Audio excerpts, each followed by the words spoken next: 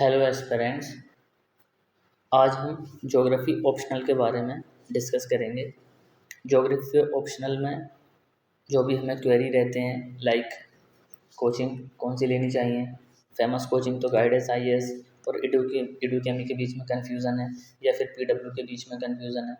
इसके अलावा हम देखेंगे कि हमको नोट्स किस तरीके से बनाने चाहिए, बुक्स और सोर्सेज क्या होने चाहिए, आंसर राइटिंग कैसे करते हैं, पीवाईक्यू कैसे करने चाहिए, टेस्ट सीरीज रिवीजन, इन सारी चीज़ के बारे में हम इस वीडियो में देखेंगे। ओके, सो बेसिकली अगर हम कोचिंग की बात करते हैं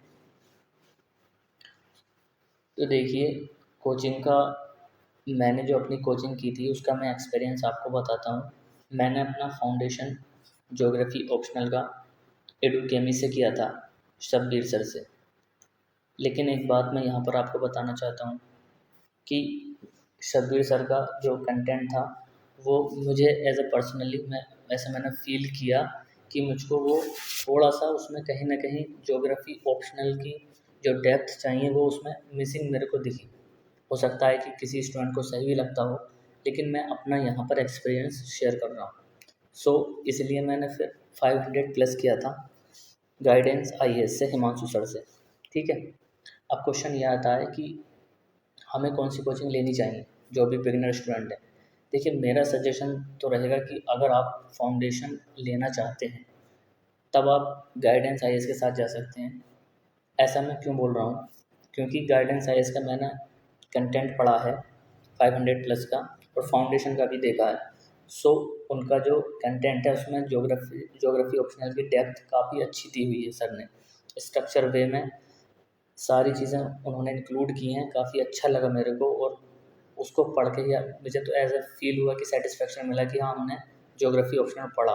वरना वो ऐसा होता है कि ह्यूमन ज्योग्राफी के अलावा लाइक जो मॉर्फोलॉजी में या फिर बायोज्योग्राफी में ऐसा लगता है कि हम जीएस का डिस्कस कर रहे हैं। सो यहाँ पर मेरी रिकमेंडेशन तो यही रहेगी कि आप गाइडेंस आईएएस के साथ जा सकते हैं। ओके, एंड पीडब्ल्यू का most of the students PW से करते हैं, लेकिन मैंने यहाँ पर अपना एक्सपीरियंस शेयर किया है। मैंने पीडब्ल्यू से किया नहीं है तो मैं उस पर कोई भी एक एज अपना एक्सपीरियंस शेयर नहीं कर सकता। हो सकता है कि वो इससे भी बेटर हो, लेकिन अगर आप इन दो कोचिंग्स के बीच में कंफ्यूज हैं तब मैं रिकमेंड करूँगा कि आप गाइडेंस आईएएस के साथ जा सकते हैं। राइट नाउ नोट्स की बात करते हैं कि नोट्स किस तरीके से बनाने चाहिए। देखिए, अगर आप कोचिंग कर रहे हैं, कोचिंग में जो भी नोट्स प्रोवाइड कराते हैं सर, सो उसके सर बोलते हैं कि आपको शॉर्ट नोट्स बनाने चाहिए, बट हमें एकदम से शॉर्ट नोट्स के पीछे नहीं भागना है। सबसे पहले हमें टॉपिक की कंसेप्चुअल क्लैरिटी होना बहुत ज़रूरी है। हमने जो कुछ भी टॉपिक पढ़ा उसके पीवाईक्यू देखने हैं कि मेरे कंटेंट से ये पीवाईक्यू सॉल्व हो रहे हैं या नहीं। सबसे पहले ये देखना हो रहे हैं, वेल गुड, आपको रिवीजन करना है। एटलीस्ट 3 से 4 बार तो आप उसको रिवीजन करो ना अपने नोट्स को, तभी एक टॉपिक आपके माइंड में बैठेगा। उसके बाद में जब माइंड में बैठ जाए उसके कीवर्ड्स को हाईलाइट करो। उन कीवर्ड्स के नोट्स हमें बनाने होते हैं, ना कि सेम कोचिंग का नोट्स या फिर क्लास नोट्स सेम रेप्लिकेट कर देना होता है अपने हैंड रिटन नोट्स में। ऐसा नहीं करना है। आप सबसे पहले पीवाईक्यू को देखिए कि आपके कंटेंट से पीवाईक्यू सॉल्व हो रहे हैं नहीं। अगर नहीं हो रहे तो भाई कंटेंट को चेंज करना पड़ेगा। ठीक है, कंटेंट देखना, पीवाईक्यू को देखना बहुत ज़्यादा ज़रूरी है कि सॉल्व हो रहे हैं या नहीं, वरना बाद में बहुत दिक्कत आती है। ओके, अब बुक की बात करते हैं। देखिए, बुक अगर आप कोचिंग कर रहे हैं ना और गाइडेंस ऐसे कर रहे हैं, या फिर आपको देखना पड़ेगा किस कोचिंग से आप कर रहे हैं। पीवाईक्यू से आप देख सकते हैं कि हाँ यार, मैं जो पढ़ रहा हूँ ये पीवाईक्यू से सॉल्व हो रहा है या नहीं। तो कोचिंग के नोट्स भी एनफ होते हैं। ठीक है, अगर हो सकता है कि कोई स्टूडेंट्स ऐसे भी हों जो बुक्स से पढ़ते हों, पर मैंने तो ऐसा नहीं पढ़ा, लेकिन बुक मेरे को लगता है कि यूपीएससी के पर्सपेक्टिव से, वो ऑप्शनल के पर्सपेक्टिव से तो लिखी हुई नहीं है, क्योंकि वो बल्कि बहुत है। ठीक है, वो बल्कि बहुत हैं, इसलिए मैंने उसको पढ़ा नहीं है। एक भी बुक मैंने नहीं पढ़ी है। हालांकि बुक आती हैं, जैसे कि 7 की बुक आती है, और इंडियन ज्योग्राफी के लिए पेपर 2 के लिए खुल्लर की बुक आती है, आर डी दीक्षित की बुक आती है मॉडल्स वगैरह के लिए।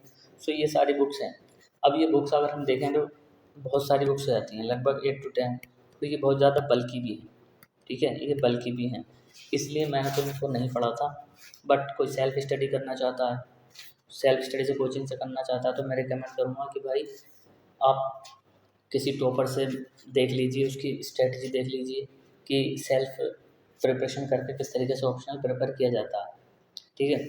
और टाइम अगर आपके पास कम है तो कोचिंग ही एक बेस्ट वे है ऑप्शनल प्रिपेयर करने का।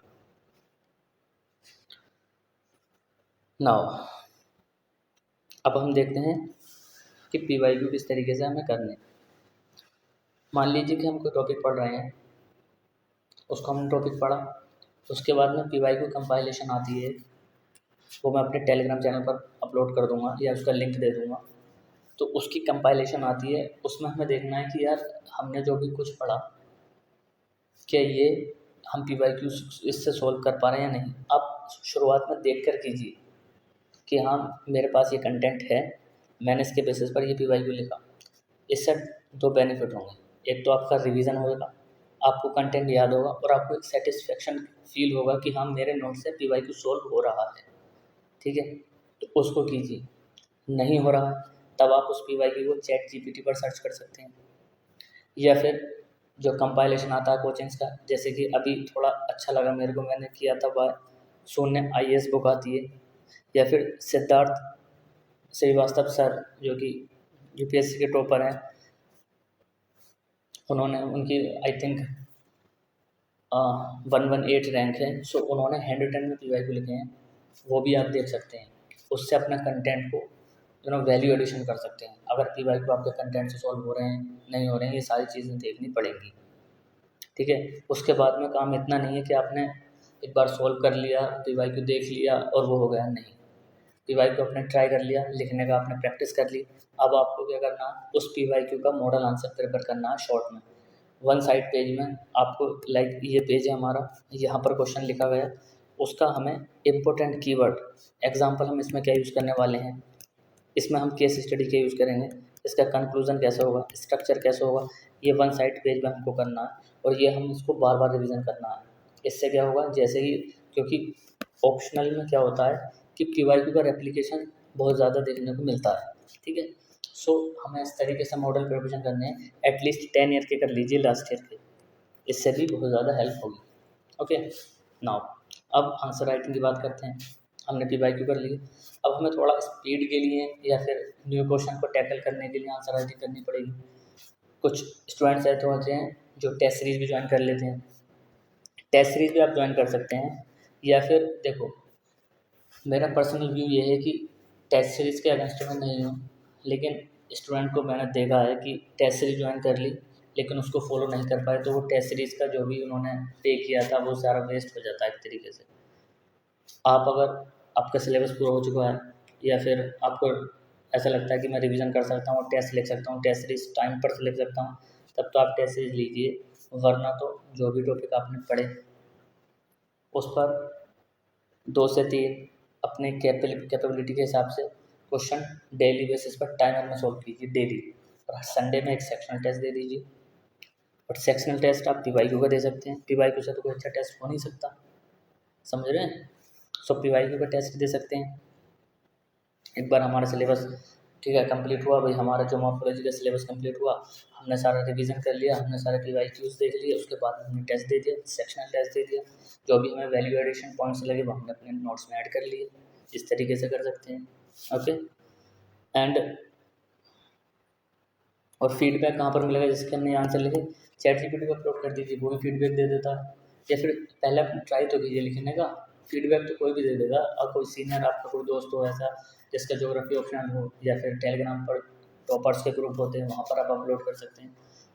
मेन चीज़ क्या है, लिखना, प्रैक्टिस, आंसर राइटिंग प्रैक्टिस करना, डेली लिखना, ये बहुत ज़्यादा इंपॉर्टेंट है। ओके, नाउ मोस्ट इम्पोर्टेंट बात अगर मैं कहूँ इस वीडियो में, सबसे ज़्यादा इंपॉर्टेंट बात है रिवीजन पर फोकस करना। अगर आप क्लासेस कर रहे हैं और रिवीजन नहीं कर रहे हैं तो उसका कोई बेनिफिट नहीं है।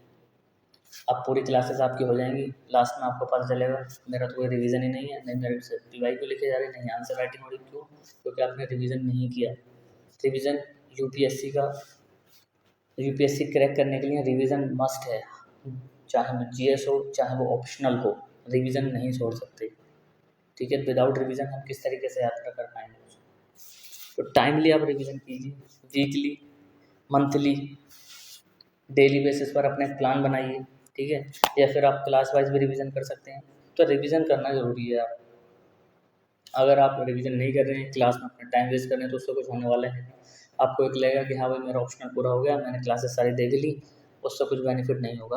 आपको रिवीजन करना पड़ेगा और बार बार उसको रिवीजन करना पड़ेगा, मेमोराइजेशन करना पड़ेगा, कीवर्ड्स आपको याद करने पड़ेंगे, ऑप्शनल के लिए डायग्राम प्रैक्टिस करनी पड़ेगी, केस स्टडी प्रिपेयर करनी पड़ेगी, बहुत कुछ है भाई। सो इसलिए आप रिवीजन पर फोकस कीजिए। ओके, सो इस वीडियो में इतना ही रखते हैं, मिलते हैं नेक्स्ट वीडियो में। धन्यवाद।